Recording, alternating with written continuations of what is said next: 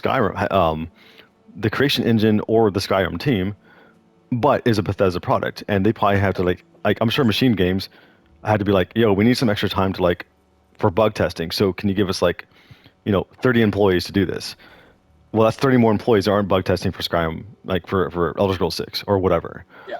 So that's is it worth continuing to do that? Also, like early on, they embraced the modding community, and once you start monetizing that, they stop. People got very angry about it. I wasn't too upset because I didn't mod that much, but still, like people got angry about that. It's like, oh, now you got to charge like some sort of entrance fee to mod the game I own, which you don't own. That's a different thing entirely, but we know how that goes. Yeah. That's another issue too. Is people like I guess had to the consider way that. Also, hold not on. to Also interrupt. has bad. Also, long ago, Bethesda has bad faith from introducing like downloadable content in the force of garbage fucking horse armor that added nothing to the game. How often did you ride a horse in combat in Elder Scrolls 4? I did Once? not. Yeah. Like maybe. And even then, it wasn't useful. And it was a $5 I add-on. think it was mainly for. I think it was mainly. Well, it was a very interesting. I should have seen it coming. The cosmetic aspect of it, but Yeah. like, it was a poor thing. But I also think it allowed for inventory and horses. I think that was also the. I don't remember if that was Oh, and I don't remember. I available, didn't but buy it, so I have no idea. I own no, it I at some didn't. point, but I gotta All I remember go was out. like $15 at the time. It was like there is a combination of two things that fucked that up. One is they threw the toad in. Yeah. They threw the toad into the boiling water instead of warming up the water gradually. Like I guess the framing is this. Sure, we all expect live service games to cost money. Interestingly enough, I haven't quite figured this out. Like, if you pay $70, then this is the secret agreement that I guess players and publishers have right now. If you pay $70, we will not introduce any pay to win functionality, but we will add cosmetics that you can pay extra money for. Hmm. That's this is the unspoken agreement. I think that kind of exists. If it's a free to play game, then there's definitely going to be a paid to win aspect to the game, as well as a cosmetic aspect to the game. So bonus XP or better cards that you can pay for, like Sans Pokemon, um, like those aspects. There's also this other aspect. Those are the two for lessers. For single player games, it has traditionally been you buy the thing for $70, and we will offer additional content that doesn't necessarily take away. That's sort of ancillary because gamers have gotten really fucking pissed when like DLC was bundled into the main game, Hmm. and then all you were doing was paying $30 to unlock it because Yeah. publishers are stupid. Um, but but DLC will be offered as an additional charge that usually will run parallel to a game. My 2 cents is Skyrim has existed. Skyrim is one of those games like GTA 5 or GTA 4 that has run a significant a significant length. Um, I find it interesting that there are not that many games like this, but they never really monetized Skyrim with more DLC options. And I assume that was kind of because of modding, because people could just get, why make a DLC if people can just, recreate that like thing in a mod. But the Sure. game has a lot of legs, and I assume people are still potentially paying for it. I mean, maybe not. Maybe they're just like, and if they aren't paying for it, then you are right. I don't have those sales data. But I, if there are people like you playing Skyrim, and Skyrim comes out with something that's officially, this is the thing that you should get because we recommended, and we're charging, X number of dollars for it. I do agree that it's going to cost time and effort from a testing perspective. And again, there's a very clear equation about time it's going to take versus the amount of profit that you're going to end up getting. But there's nothing stopping a fucking like a Skyrim for doing crazy shit. It's a single player game. You can choose not to buy the things. There's no cosmetic that you're going to share with your friends. This is just about how it changes your experience.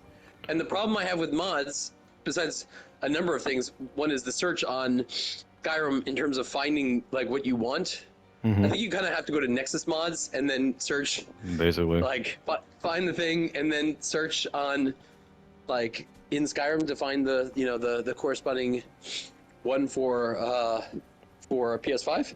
And PS5 doesn't support most things. Like you have to look on Xbox Yeah. Oh yeah. because Bethesda is owned It's by just like Microsoft. I just and this all comes again. It all comes back. It's just the whole experience strikes me as very frustrating. Well, And I sure. get it. I get it. It's a whatever 15-year-old game. They're gonna come out with Skyrim 6. I'm just saying that they're gonna come out with Skyrim 6, and people are gonna pay for Skyrim 6 regardless of whether or not you tried to continue to monetize Skyrim 5. And the game is already done. Why do people come out with DLCs on like No Man's Sky? I mean, I haven't played it yet, mainly because they haven't stopped updating it. Mm. So maybe that's an argument against my idea. I But mean, maybe they've they're been thinking modding about that this game for the for next like game. 10 years too.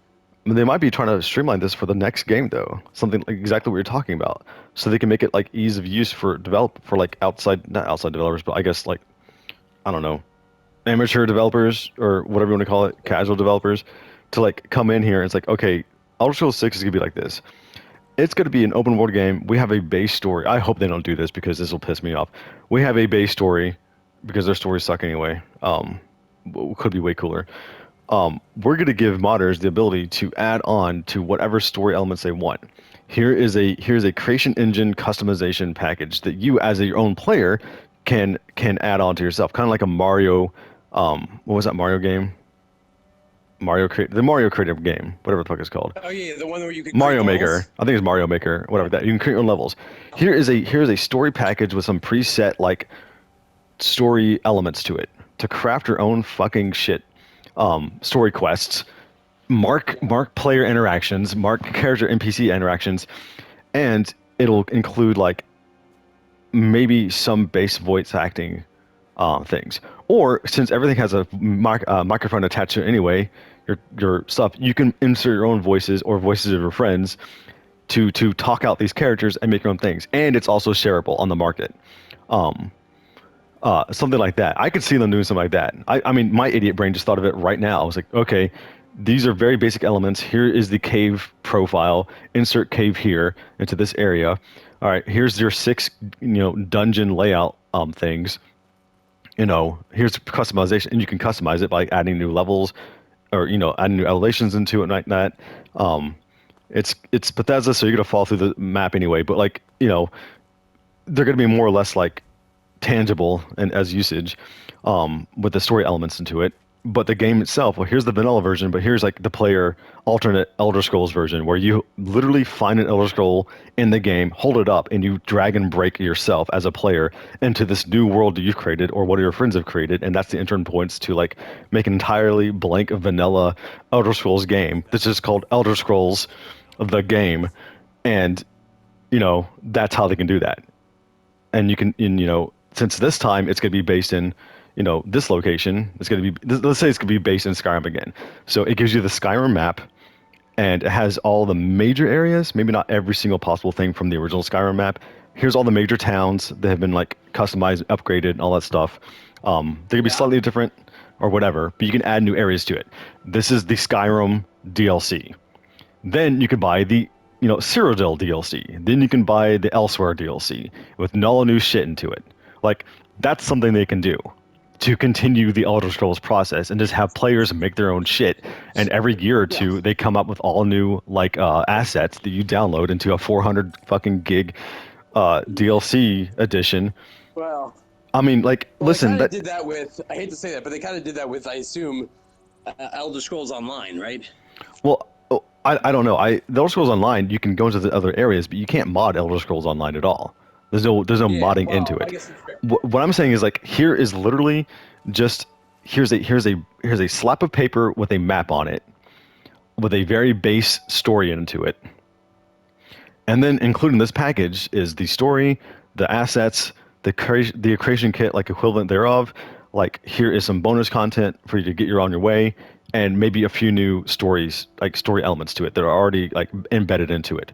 Then you can purchase the Morrowind version of it, and it'll be included in that. And that will be a DLC that'll be upgraded later on. Then you can purchase all of it. So eventually you can make all of fucking Tamriel a game within your system, and you can play that. Yeah, Like I'm I telling mean, you, this is that's something they kind of could do. I think that'd be interesting, and also you could share it with your friends. So what you would do is, since Elder Scrolls are those mythical things you buy, like, you find in the games, and they have already lore attached to it, where whatever version of the game you're playing is the correct factual history of the game, and also at the same time not the correct factual history and events of the game, because it's always no one really knows what happened 200, 300, 400,000 years ago, or whatever it is in the game. So you can have like they'll make a Dwemer one that's like the Dwemer DLC, and you can go back to where they all blew up into space or whatever the hell happened. Do I want that? Not particularly, because I like having it a mystery, but I can see that. If you're asking my solution, that's the solution you're asking for right there. Do I want that? Not particularly, but I think that's something that you might want to buy. Does that make sense? yeah. I mean, it's possible.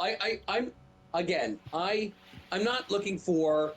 I'm not looking like everyone got upset with Mass Effect because they only had like one ending for all the thing, and I can imagine the game design conversation that